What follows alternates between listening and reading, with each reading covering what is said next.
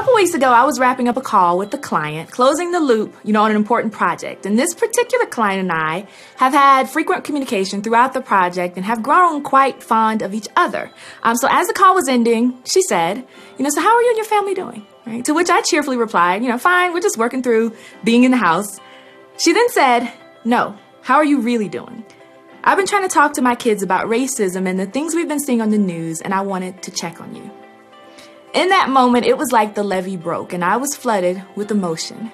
We went on to have an amazing conversation that lasted another hour.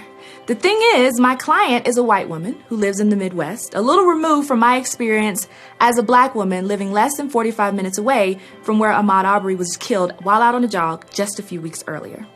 The fact that she was so willing to engage in a conversation about racism and also had a sincere interest in my current state was totally unexpected and greatly appreciated.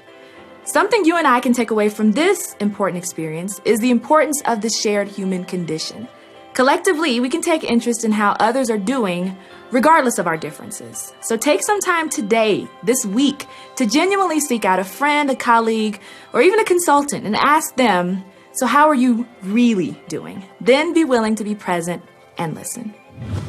Thanks for watching. Visit vitalsmarts.com/saythat to access more tips and training on how to speak up when it matters most.